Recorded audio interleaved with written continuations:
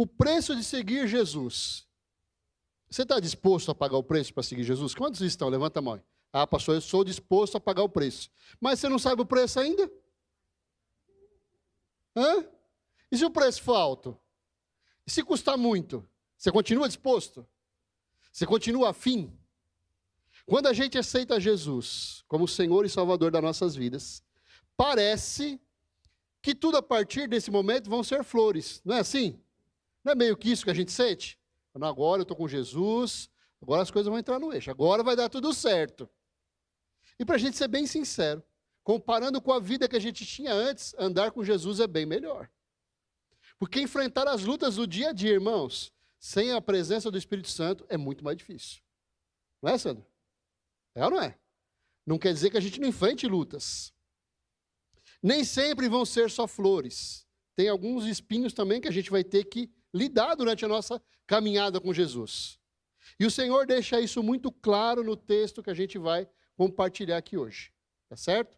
Então eu queria que você pegasse sua Bíblia aí, que você abrisse lá no livro de Mateus, no capítulo 8. Gostei muito dos jovens aqui na frente, viu? É bom que eu fico de olho se vocês estão conversando. Tomar uma puxada de orelha de púlpito, vocês vão ver o que é bom. Mateus capítulo 8, versículo 18, acharam aí não? Tem na Bíblia de vocês? Pastor, aqui na minha Bíblia tem mesmo, hein? Então vamos lá. Diz assim: quando Jesus viu a multidão ao seu redor, deu ordens para que atravessassem para o outro lado do mar. Então, um mestre da lei aproximou-se e disse: Mestre, eu te seguirei, por onde quer que fores. E Jesus respondeu: as raposas têm suas tocas e as aves do céu têm seus ninhos, mas o Filho do Homem não tem onde repousar a cabeça. Então outro discípulo disse: Senhor, deixa-me ir primeiro sepultar meu pai.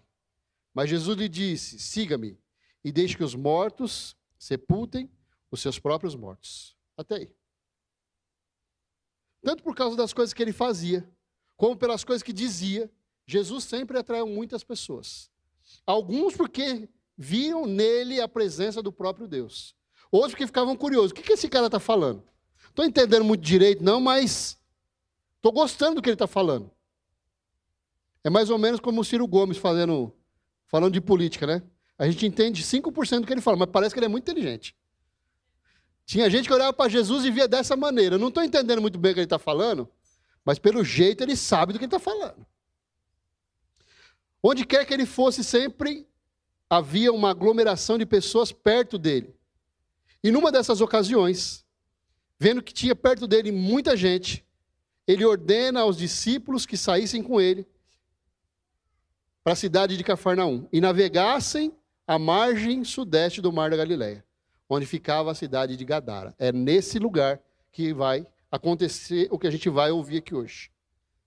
Então, percebendo que Jesus iria partir dali, duas pessoas vieram ao encontro dele. A primeira delas foi um escriba, um mestre da lei.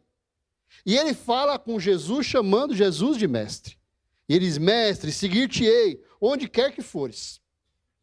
E mesmo se nós olharmos apenas por um ponto de vista meramente humano, não era pouca coisa o que estava acontecendo. Porque ser um escriba naqueles dias era pertencer a uma classe de homens muito conceituada em Israel. Um escriba era um homem que a nação toda respeitava. Eles eram homens que haviam se dedicado a conhecer a palavra de Deus e obedecer o que elas ensinavam. E também a transmitir esse conhecimento à nação. A responsabilidade de passar a palavra de Deus era desses homens. Eram conhecidos como pessoas de alta dedicação a Deus. Então as pessoas olhavam para eles e viam homens e mulheres de Deus ali. Na verdade, só homens, né? Por causa do conhecimento das Escrituras, também eram chamados de mestres e doutores da lei. E eles reuniam os discípulos em torno de si, a quem eles transmitiam todo o conhecimento.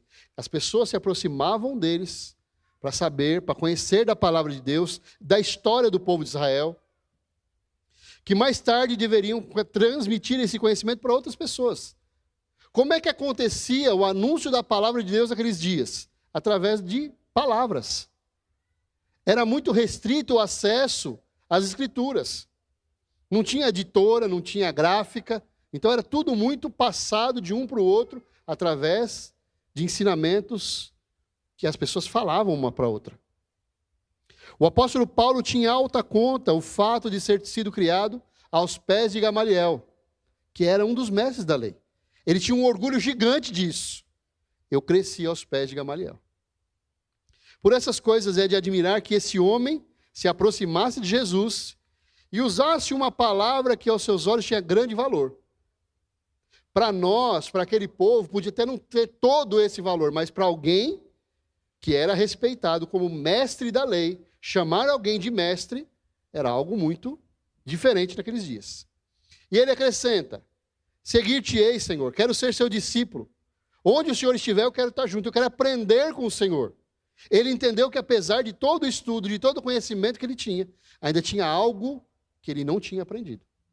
Jesus tinha algo que ele ainda não conhecia. Jesus estava passando algo naqueles dias que não era do conhecimento das pessoas.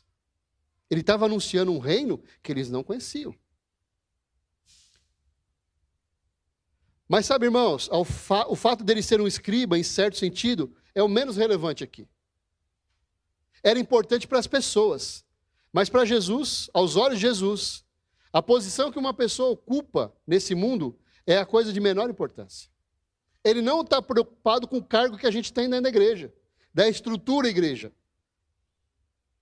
Ele não se deixa impressionar se um homem é doutor em teologia, ou se é um príncipe, ou se é um pobre e humilde homem. Aliás, se a gente parar para analisar, no grande contexto da palavra de Deus, ele sempre usou as pessoas humildes. Ele sempre usou as pessoas que ninguém acreditava que ia dar resultados. O que realmente é importante aos olhos de Jesus é que cada uma das pessoas que se aproximam dele entendam que nós temos uma alma que é eterna. E que cada pessoa tem diante de si um destino eterno, que pode ser vida eterna ou morte eterna. Aos olhos de Jesus, a nossa alma é a coisa mais importante que existe.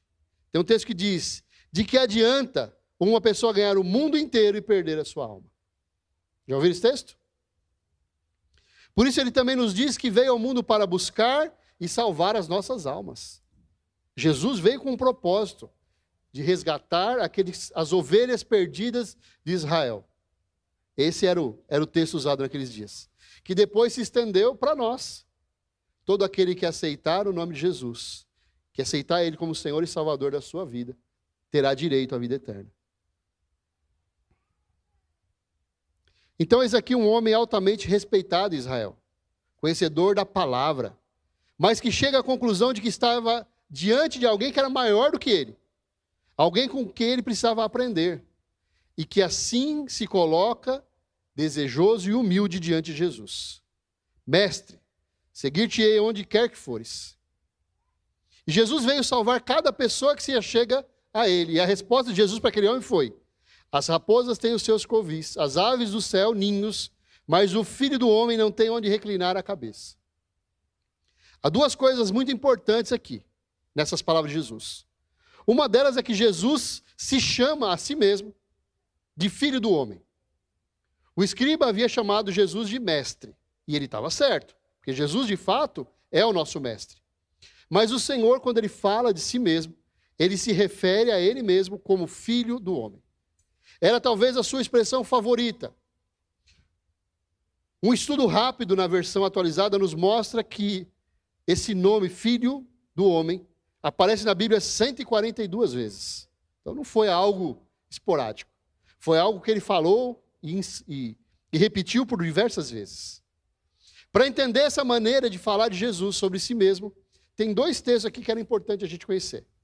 O primeiro está lá no profeta Daniel. Se você está anotando, era importante você anotar aí.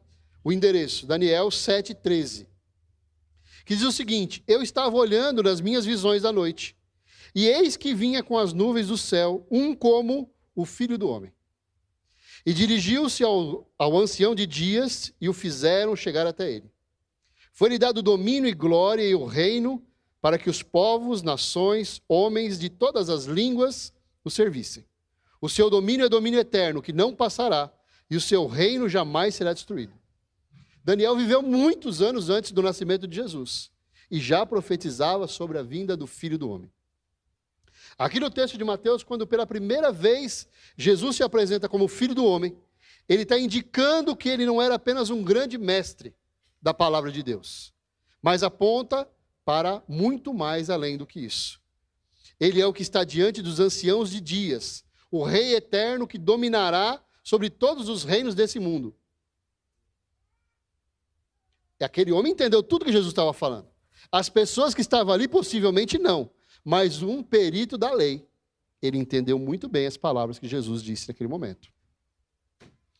O segundo texto está lá no Evangelho de João, em João capítulo 12, versículo 34, que diz assim: replicou-lhe, pois, a multidão: nós temos ouvido da lei que o Cristo permanece para sempre.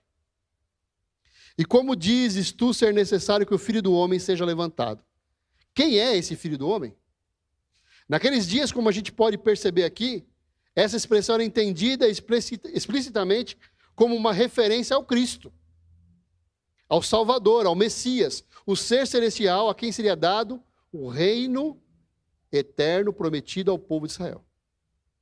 Então, muitos do povo, ele está dizendo que ele é o Cristo, o Messias, o prometido que veio para salvar o povo de Israel. Mas, ao mesmo tempo, eles não conseguiam entender como é que o Filho do Homem deveria ser levantado da terra, isso é, tirado da sepultura, uma vez que o Cristo não morreria, pois o seu reino seria eterno. Imagina a confusão na mente daquelas pessoas. Quando falava de eternidade, eles estavam achando que era uma eternidade aqui na terra. E que esse Messias viria e traria salvação para o povo de Israel, e que ele ia reinar com eles por toda a eternidade. Aí Jesus vem e diz: eu sou esse cara, só que eu vou ser levantado da terra. Eu vou morrer. E vocês vão ter que me tirar lá da minha cova. Imagina a confusão na cabeça daquele povo. E também não conseguiam entender que estavam diante do Cristo, o Messias prometido. Tanto que eles ovacionam Jesus, fazem uma festa quando Jesus entra na cidade, e logo após eles dizem: crucifica ele. Será que ele é Jesus? Será que ele não é? Será que ele é o Cristo? Será que ele não é? Uma confusão na cabeça das pessoas. Isso nos conduz a um terceiro texto, que descreve a maneira de Jesus vir aqui para reinar.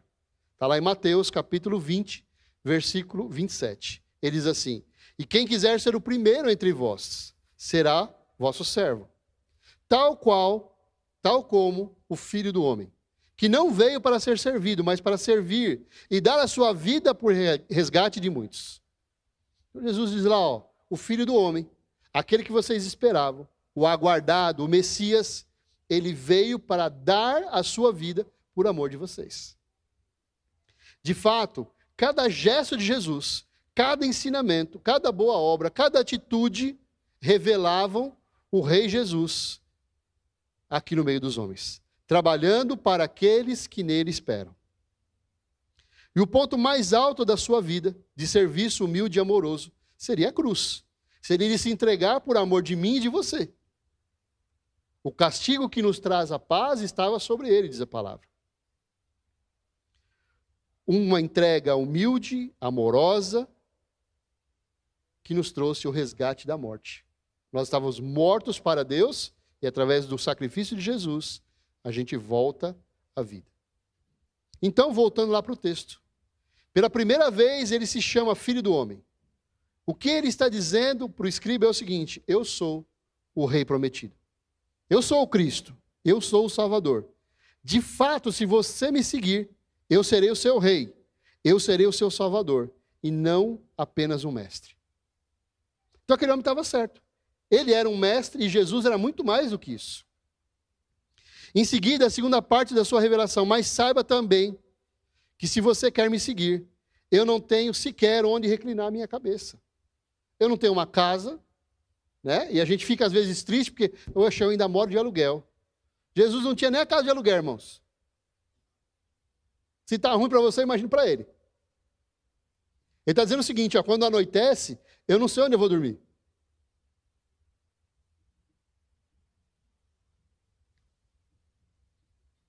A outra pessoa que se aproxima dele ali nas margens do mar da Galileia é alguém que estava seguindo a Jesus já. Era um discípulo, não fala quem era. Mas vendo que Jesus estava prestes a partir, ele disse: Senhor, permita-me primeiro ir sepultar o meu pai. Como quem diz: Senhor, eu tenho uma família a quem prezo. Eu tenho uma ligação muito forte com eles. Quando meu pai morrer, eu quero seguir o Senhor. Mas até lá eu quero ficar aqui com ele. Nós não sabemos quem era esse discípulo, mas Jesus sabia. Ele nos conta lá no versículo de 22. Replicou-lhe, porém, Jesus: segue-me e deixa aos mortos os sepultar os seus próprios mortos.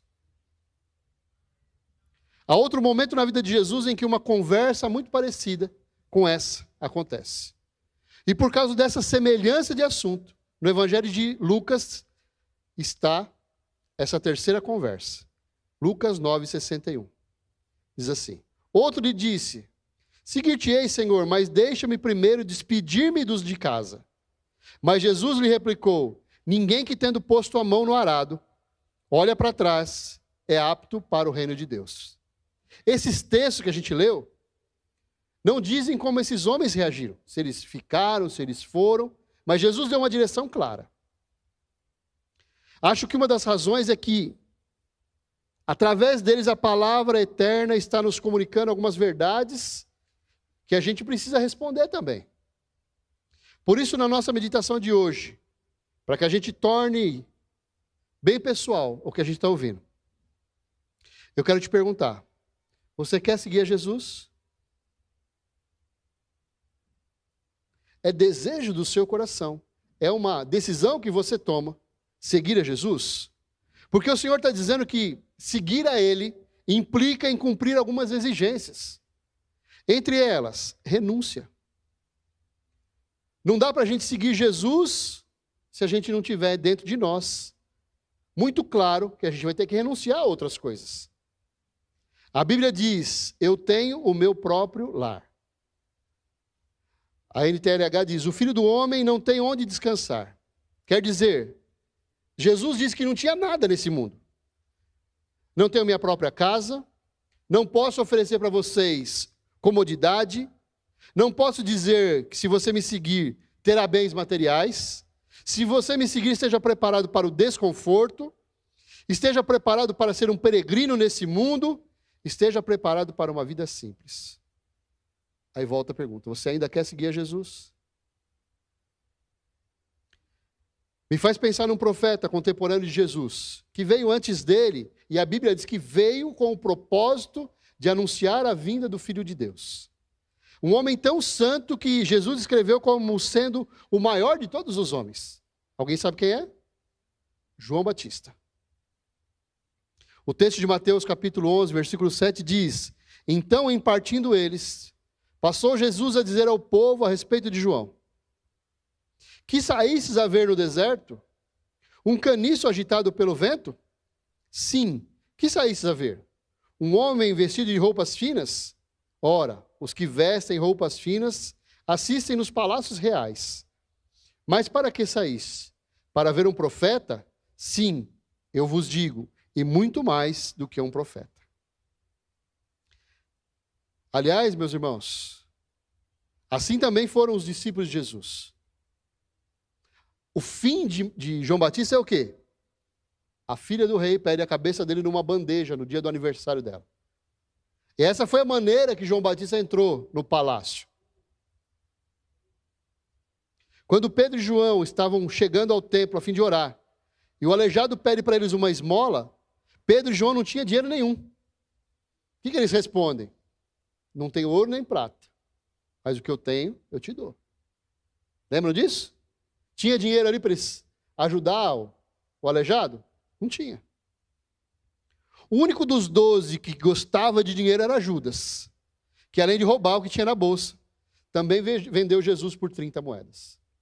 Então a gente começa a ver que o ganho de valor no dinheiro leva a gente para onde?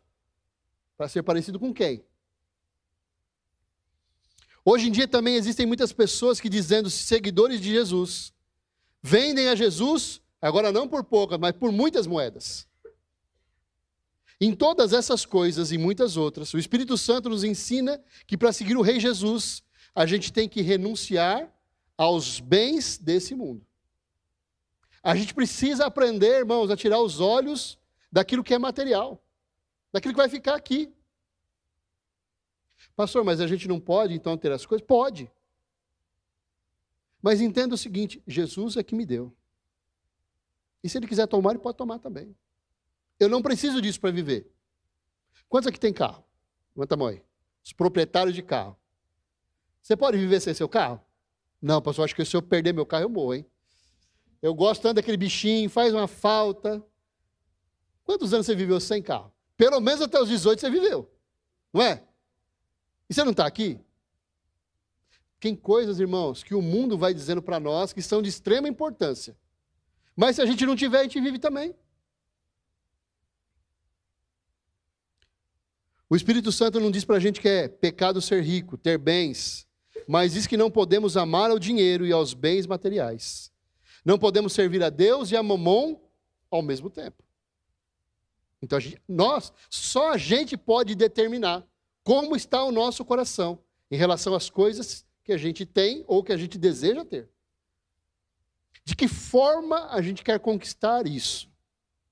Porque o mundo diz o seguinte, olha, o meu sucesso a qualquer preço. O coach diz o seguinte, olha, sempre dá para conquistar. Depende do preço que você está disposto a pagar. E é verdade. Se você estiver disposto a abrir mão de tudo que o reino de Deus pode te oferecer, para ter muito dinheiro, você vai ter muito dinheiro. E não vai ter o reino de Deus. Seguir a Jesus significa estar disposto a não ter onde reclinar a cabeça. Significa que a gente tem que estar disposto a ser pobre, irmãos. Podendo ser rico. Pastor, eu já sou, então eu já sou digno do reino de Deus. Pobre eu já sou. Não é isso que ele está dizendo.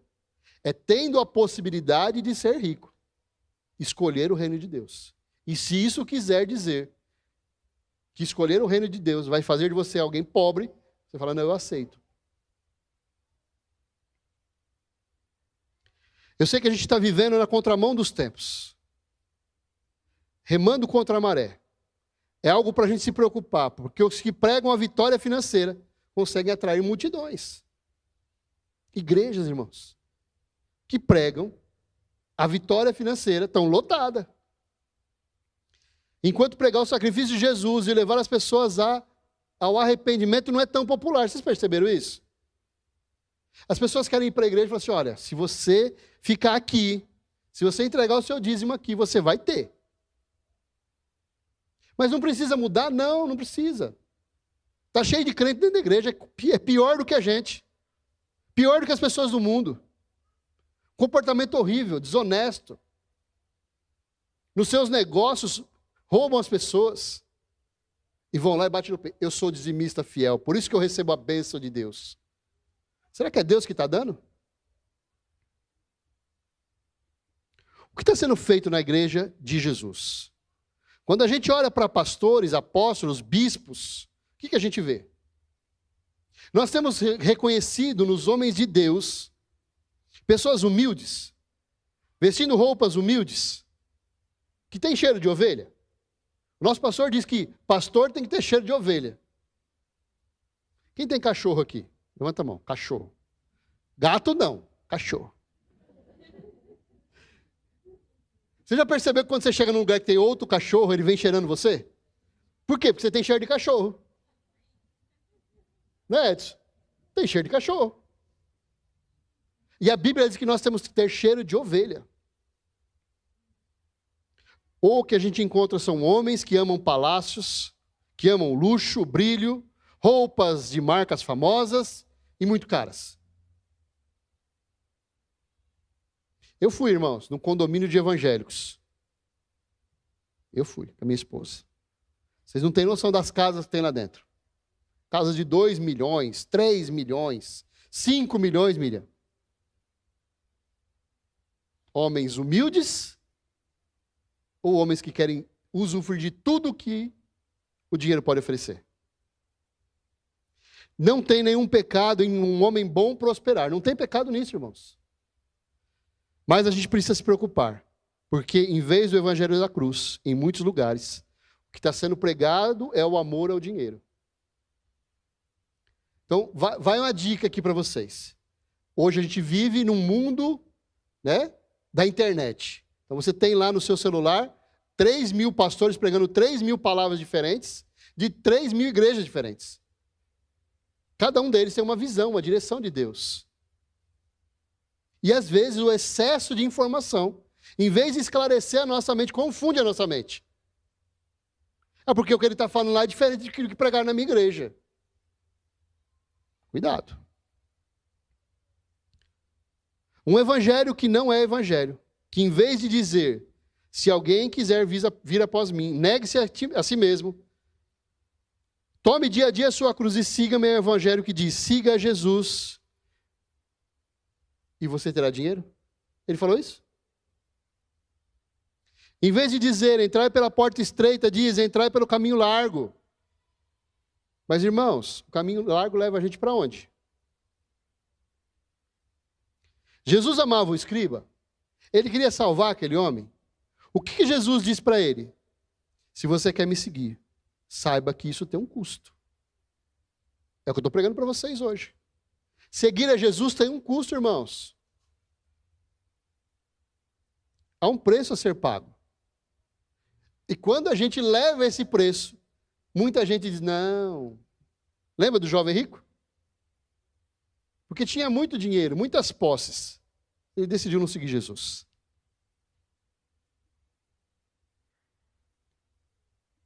As pessoas têm almas eternas, que estão se perdendo, indo para o inferno, porque só querem saber de dinheiro. Não querem renunciar a nada para seguir a Jesus. Eu fico feliz, sabia? Quando alguns irmãos dizem para mim assim, pastor, a gente vai passear, mas domingo a gente está aqui. Então lá, irmãos, e é muito difícil, né? A gente falar, sábado à noite eu estou aqui, já estou aqui, por que não ficar? Mas pegam as coisas e vêm para o culto. Tem alguns irmãos assim aqui, na nossa igreja. Que tem um valor em Cristo maior do que os prazeres, às vezes, de estar até com a família. Eu e você, quando chega um parente na nossa casa, o que a gente faz? A gente fala, vamos para a igreja junto comigo? Ou a gente fala, não, hoje eu vou ficar com você. Como é que a gente age? Qual deveria ser a nossa postura? Nós somos influenciadores. Nós somos aqueles que levam as pessoas a conhecer a Jesus. E muitas vezes, em vez da gente influenciar eles é que influenciam a gente. Você quer seguir a Jesus? Então você precisa renunciar. Todo amor ao conforto, ao dinheiro. A gente precisa aprender a amar Jesus, o seu reino, o seu evangelho e colocar Deus acima de tudo na nossa vida.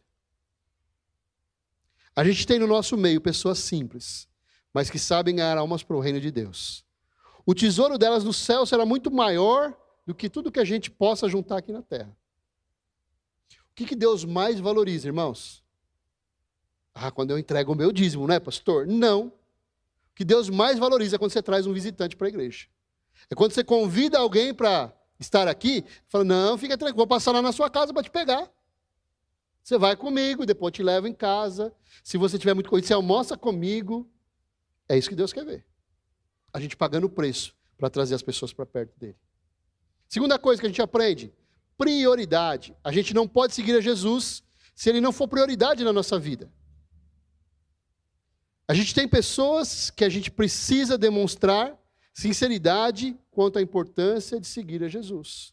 É quando eu recebo pessoas na minha casa e digo para elas assim, seria tão bom se você fosse comigo. Mas se você não quiser ir de toda maneira, fica aí, fica com Deus. Quando acabar o culto eu volto. A gente fazia assim. Quando a gente se converteu, a gente não sabia como lidar com as situações. E várias vezes nós ficamos com as pessoas achando que a gente estava fazendo melhor. Aí nós fomos confrontados através da palavra, como eu estou fazendo com vocês hoje. Mas você está deixando de vir para a igreja, você está deixando de dar o bom exemplo para as pessoas e deixando elas tirarem de você o maior privilégio, o maior benefício que é estar na casa de Deus. Aí nós paramos, você tem razão. E tinha gente, irmãos, que era incrível. Você estava pronto, já quase indo para o portão, a pessoa chegava. Já aconteceu com vocês? Parece que eles têm um cronômetro. Não, eu vou chegar na hora que ele estiver para sair já. E aí? O que a gente faz? Que bom que você chegou agora. Você chegou na melhor hora. Estou indo lá para a casa de Deus. Bora comigo? É assim que a gente faz? É assim que a gente deveria fazer? Jesus amava profundamente aquele homem. Queria ele perto dele. Queria dar a vida eterna para ele.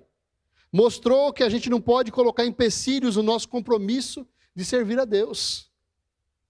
A gente tem uma tendência, irmão, de ficar arrumando desculpa para não atender o chamado de Deus para a nossa vida. Mas quando alguém que está espiritualmente morto ouve o Evangelho e se converte a Jesus, essa pessoa passa da morte para a vida, diz a Bíblia. João 5,24 diz assim: em verdade vos digo, quem ouve a minha palavra e crê naquele que me enviou tem a vida eterna. Não entra em juízo, mas passou da morte para a vida. Em verdade vos digo que vem a hora, e já chegou, em que os mortos ouvirão a voz do Filho de Deus, e os que a ouvirem viverão. Então eu e você, a gente precisa estar atento. Porque se a pessoa está indo na sua casa é porque é sua amiga, é porque é parente seu. São pessoas preciosas para você. E muitas vezes o melhor presente que você podia dar para ela, você não dá. Ah, mas vão pensar que eu sou bitolado, que eu só penso em estar na igreja, que eu não tenho vida depois da igreja. A minha vida agora é só em ficar enfiado dentro da igreja. Você faz parte de uma igreja que tem 2 cultos por semana. Não é? E você ainda falta. Seu GC é 1 vez por semana. E você falta. Eu vi a fotinho de vocês lá. Teve um monte de gente que faltou. Não é? Então imagine, irmãos. Nós não somos bitolados. A gente não vive só enfiado dentro da igreja. Se bem se a gente vivesse, não ia ter prejuízo nenhum. Viu? Não ia ter prejuízo nenhum. Mas a gente procura dar tempo para você ser exemplo para a sua família. A gente procura organizar a igreja de maneira que você possa influenciar as pessoas lá na sua casa a buscarem a Jesus. Nós amamos os nossos familiares, mesmo quando eles não receberam a Jesus. E devemos amar mesmo. A gente ama os nossos amigos, os nossos colegas, os nossos vizinhos, e a gente tem que amar mesmo. Mas não podemos viver a vida que eles vivem, pois eles estão sob a influência do inimigo, como se estivesse morto. Nós precisamos ser o exemplo para eles, não eles o exemplo para nós. Tem gente que quando se aproxima do ímpio, em vez de ele influenciar, ele é influenciado. Não, porque enquanto eu estou aqui com meu amigo, meu colega, meu amigão que eu quero ganhar para Jesus, o que tem eu tomar uma cervejinha? Tomar um whiskyzinho, né? Não tem problema nenhum. Só para influenciar ele. Falar um palavrãozinho só para a gente enturmar aqui, né? Fica mais né? Prochegante. Você está sendo exemplo ou não?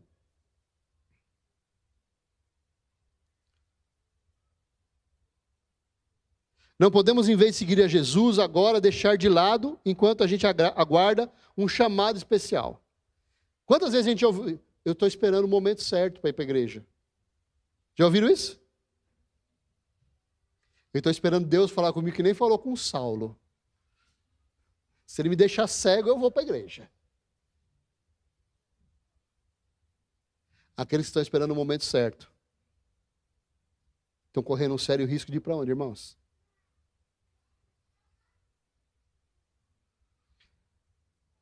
Aqui está uma questão de extrema relevância. Muitos de nós, ao invés de estarmos investindo o nosso tempo em anunciar Jesus, a gente está gastando o nosso tempo com o mundo, fazendo o que o mundo faz.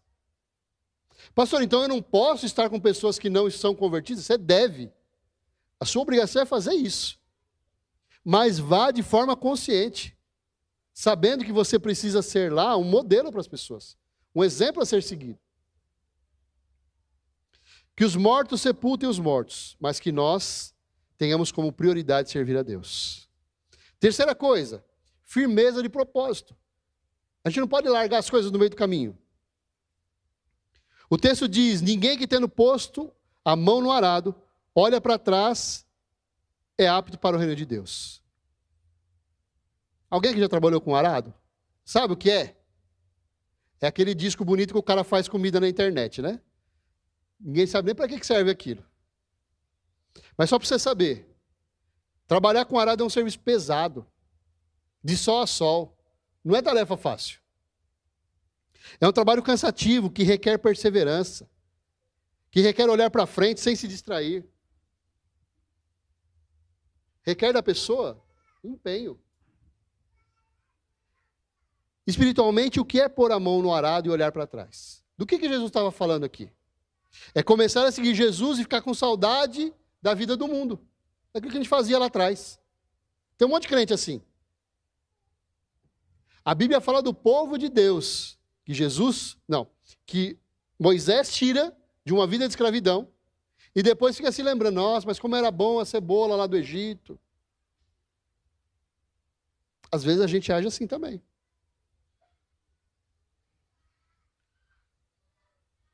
Seguir a Jesus é renúncia das coisas mundanas. É renunciar ao horóscopo. Está cheio de crente que fica olhando o horóscopo, né? É, pastor, mas é só uma olhadinha, é só para saber o que está falando, né? Tem nada a ver. Tem sim. É renúncia das coisas humanas, das simpatias. Não, porque colocar o ovo lá para Santa Clara não deixa chover.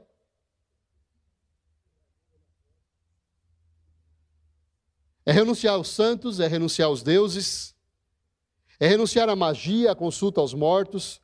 Pastor, o que tem a ver? Ler uma cartinha lá, a pessoa está só lendo uma cartinha. É renunciar aos bailes, às jogatinas, ao cigarro, à embriaguez, à adultério, à prostituição. Coisas que são comuns lá fora. É renunciar às mentiras, às cobiças mundanas. Tempos terríveis, em que os supostos seguidores de Jesus não tomam a sua cruz e só querem satisfazer o seu próprio ego. Viver para si mesmos e não dão ouvidos ao Espírito Santo. Nem na palavra, nem no coração. A Bíblia diz que o Espírito Santo opera, ele vive dentro de nós. Então, em todo tempo, ele está tentando alertar a gente. Mas quantas vezes a gente decide não ouvir?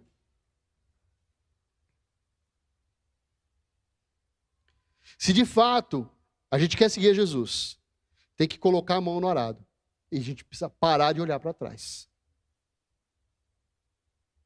Tem esposa que fala para o marido assim: ah, lembra o que você fez comigo 35 anos atrás? Aí o marido fala: lembro. E lembro também daquilo que você fez há 45 anos, quando a gente namorava. E já tem 25 anos que são de Jesus. Mas eles vão olhar lá atrás, não tinha nem Jesus ainda, para acusar um outro. Se a gente olha para trás, se a gente quiser voltar atrás, não estamos aptos para o reino de Deus. Pela última vez, você quer seguir Jesus? E agora? Pastor, agora eu estou pensando, sabe? Tem que pensar sério esse negócio aí. Quer fazer parte do reino dos céus? Mas você não pode seguir a Jesus se não renunciar ao amor às riquezas desse mundo. Se não renunciar ao amor, aos bens materiais e ao dinheiro. Ter dinheiro é uma coisa. Viver para o dinheiro é outra.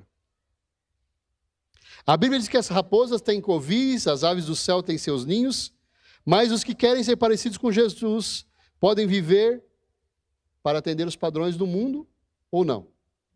A gente não pode viver mais, irmãos, para fazer aquilo que as pessoas acham bonito. Se o teu coração está em coisas, você está seguindo a Jesus ou não? E aí a pergunta: dinheiro e bens são melhores que Jesus? Ainda é tempo da gente se converter de todo o nosso coração, para que nós sejamos verdadeiros discípulos de Jesus. Mas você não pode entrar no reino do céu se estiver frequentando a igreja, mas continuar vivendo a vida de gente espiritualmente morta. Estar na igreja não resolve nada. Ah, pastor, porque falaram para mim que se eu viesse aqui, se eu desse o meu dízimo que estava tudo resolvido. Não está, irmãos. Não está. É parte da solução.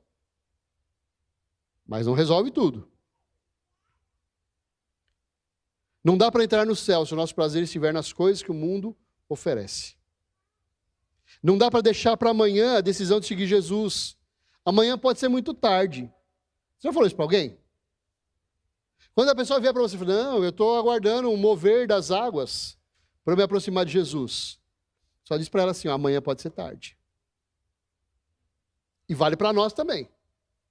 Largar os seus vícios, largar as coisas que você faz, que desagradam a Deus, precisa ser hoje. Amanhã pode ser tarde demais. Eu ouvi uma história que eu queria deixar aqui para o seu coração. Uma jovem chamada Sara estava frequentando uma igreja com a sua avó. É o da Cátia.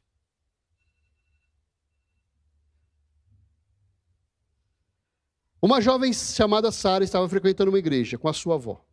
Mas como a avó parou de frequentar a igreja, ela também parou. Uma boa moça, de boa família.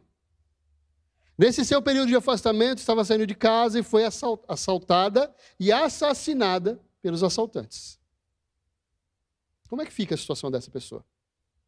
Conhecia Jesus, esteve na igreja, mas não estava mais. Aí acontece uma fatalidade. A questão aqui não é julgar a menina. Mas o que a gente precisa ter em mente é que nós não temos a mínima ideia de quão rápida pode ser a nossa vida nesse mundo. A gente está aqui hoje. Amanhã Jesus pode voltar, irmãos? E se ele não voltar, a gente pode acontecer alguma coisa com a gente e a gente não estar mais aqui? Morto pode escolher a Deus? Tem que ser feito quando?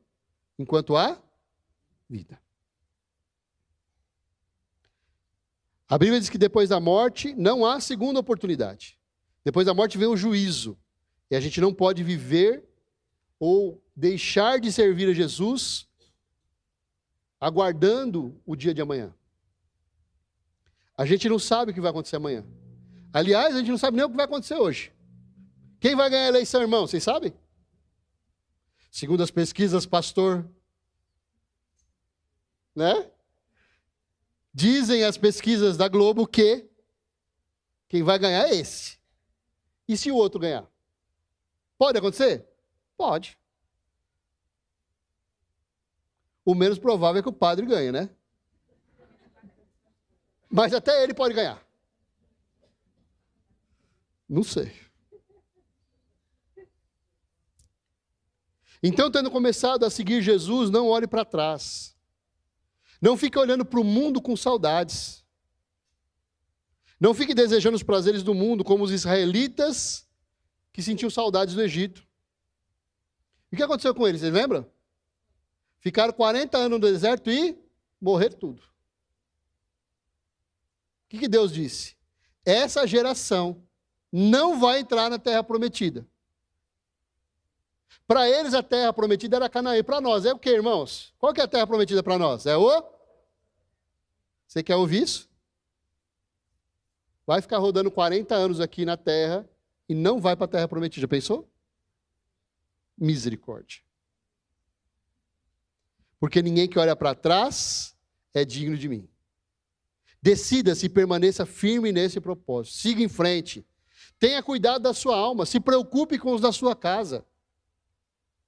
Eu ouvi esses dias. Estava desesperado, porque meu filho estava esfriando. Cuidado. Às vezes as nossas inseguranças, as nossas fraquezas vão enfraquecendo a fé dos nossos filhos. Porque eles estão olhando para nós. Sabe para quem que o Lucas olha, Cláudia? Vocês dois. Pode ter certeza que ele falou, hoje meu pai está top, hein?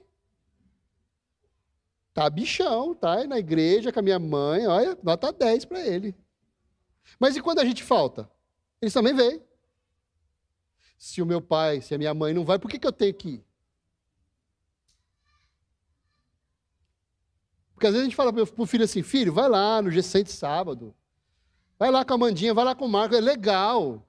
Aí no dia do seu G100 você não vai. Não é porque é o último capítulo da novela, né, pastor? Posso perder, né? Agora está nos finalmente aqui. Vai morrer todo mundo, agora vai ficar bom o negócio.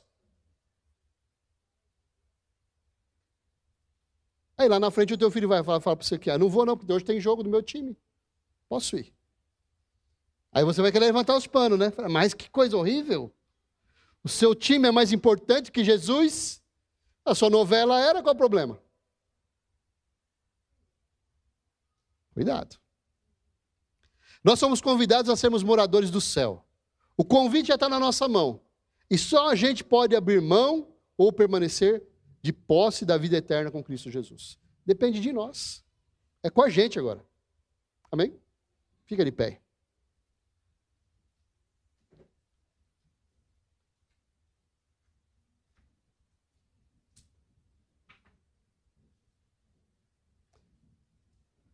A banda de Jesus vai vir para cá, não?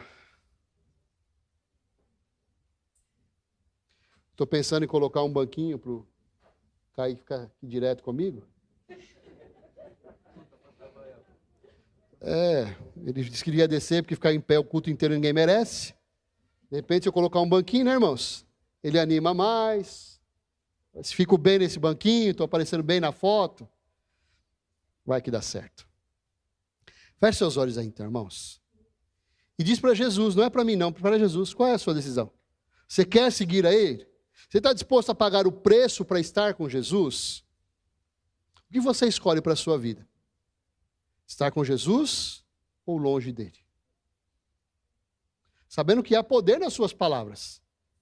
E ainda que você tenha amarras no mundo, quando você diz com a sua boca, eu quero Jesus, as coisas começam a mudar. As coisas começam a acontecer. A Bíblia diz que luz e trevas não caminham juntos. E nós somos chamados para ser luz no mundo. Onde nós chegamos, toda a treva se dissipa. Onde nós chegamos, a presença de Deus chegou naquele lugar. A decisão que a gente toma hoje pode determinar a nossa eternidade. Então eu queria te convidar a falar com Jesus agora. Fala para Ele, Senhor, eu decido. É a escolha do meu coração, servir ao Senhor. Eu escolho, Jesus, consagrar a minha vida no Teu altar. Eu decido, Jesus, que estar com o Senhor é mais importante do que todas as outras coisas. Eu posso ter, Jesus. A Tua palavra diz que nós podemos viver o céu na terra. Nós podemos desfrutar de tudo que o mundo oferece, sem nos contaminar com nada. Compreendendo que nós somos visitantes aqui nessa terra. A nossa passagem por aqui vai ser curta. O que o Senhor tem preparado para nós é eterno. Vai durar toda uma vida. Enquanto que o que o mundo pode nos oferecer, muitas vezes, dura minutos. É um tempo curto. E não vale a pena arriscar. Não vale a pena colocar em risco a nossa eternidade. Diz para Ele, Senhor, eu escolho Deus. Eu escolho o Teu reino. Eu escolho os Teus caminhos. Eu escolho a Tua presença. Eu escolho estar contigo, Pai, em todo o tempo.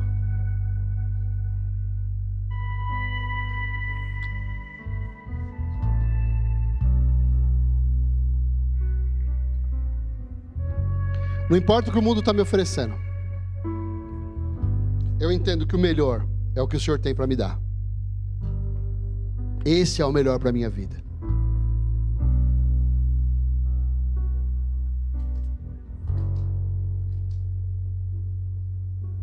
O Senhor tem preparado para aqueles que o amam